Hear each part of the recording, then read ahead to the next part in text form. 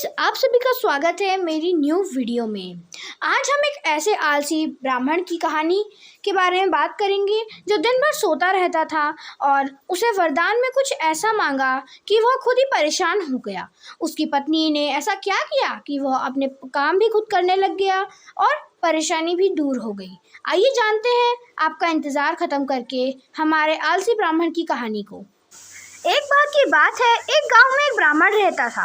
वह सुबह उठता, नहाता, पूजा करता, खाना खाता और फिर सो जाता। उसके पास किसी भी चीज़ की कमी नहीं थी। बड़ा खेत, खाना पकाकर देने वाली एक सुंदर स्त्री और दो बच्चों का एक अच्छा परिवार था। सब कुछ होने के बाद भी ब्राह्मण के घर वाले एक बात से बहुत परेशान थे। वो बात यह थी कि ब्राह्मण बहुत आलसी था। वह कोई भी काम खुद नहीं करता था और दिन भर सोता रहता था। एक दिन बच्चों का शोर सुनकर ब्राह्मण जाग गया और उसने देखा कि उसके दरवाजे पर एक साधु महाराज आए हैं। ब्राह्मण और उसके पत्नी ने साधु महाराज का स्वागत किया और उन्हें भोजन कराया। भोजन के बाद ब्राह्मण ने साधु की खूब सेवा की। साधु महाराज उसकी सेवा से बहुत प्रसन्न हुए और उन्हें वरदान मांगने को कहा। ब्राह्मण ने वरदान मांगा कि मुझे कोई भी काम न करना पड़े और मेरी जगह कोई और मेरा काम कर दे। तब साधु उसे वरदान में एक जिन देता है और साथ में कहता है कि जिन को हमेशा व्यस्त रखना, अगर उसे काम नहीं दिया तो वह तुम्हें खा जाएगा। वरदान पाकर ब्राह्मण मन ही मन बहुत खुश हुआ और साधु को आदर के साथ विदा किया।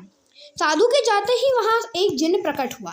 पहले तो ब्राह्मण उसे देखते ही डर गया, लेकिन जैसे ही वह ब्राह्मण से काम मांगता है तब ब्राह्मण का डर दूर हो जाता है और वह उसे पहले काम खेत जोतने का देता है। जिन वहाँ से गायब हो जाता है और ब्राह्मण की खुशी का ठिकाना नहीं रहता। कुछ ही देर में जिन वह फिर आ जाता है और बोलता है कि खेत जोत दिया, दूसरा काम दे दीजिए। ब्राह्मण सोचता है कि इतना बड़ा खेत इतनी जल्दी कैसे जोत दिया। ब्राह्मण इतना सोच ही रहा था कि जिन बोलता है कि जल्दी मुझे काम बताओ, नहीं तो मैं तुम्हें खा जाऊँगा। ब्राह्मण डर जाता है और उसे बोलता है कि जाओ जाकर खेत की सिंचाई करो। जिन वहाँ से फिर गायब हो जाता है और थोड़ी ही देर में वो फिर आ जाता है। जिन आकर बोलता है कि खेत की सिंचाई हो गई, अब अगला काम बताइए।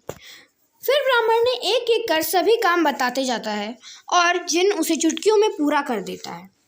ब्राह्मण की पत्नी वो यह सब देख रही थी और अपने पति के आलसपन पर चिंता कर रही थी।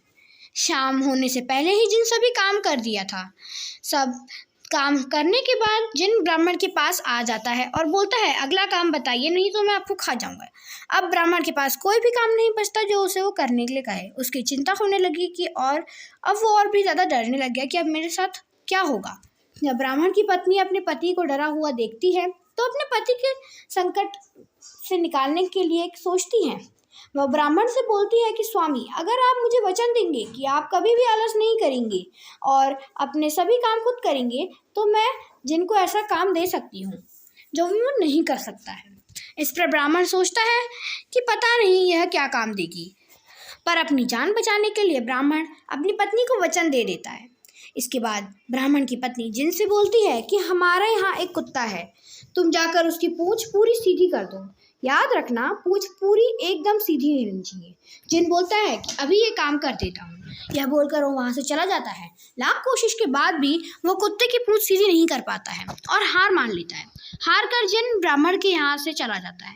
उस दिन के बाद से ब्राह्मण अपने आलस को छोड़कर सभी काम करने लगता है और उसका परिवार खुशी खुशी रहने लगता है। कहानी से सीख, हमें कभी आलस नहीं करना चाहिए। आलस करने में हम ही मुसीबत में फंस सकते हैं, इसलिए हमें आलस छोड़कर अपने काम खुद ही करने चाहिए। तो guys, don't forget to subscribe to दादी नानी के नुस्खे। Okay, thank you, bye bye guys. मिलते हैं हम आपसे नेक्स्ट वीडियो में। Bye bye.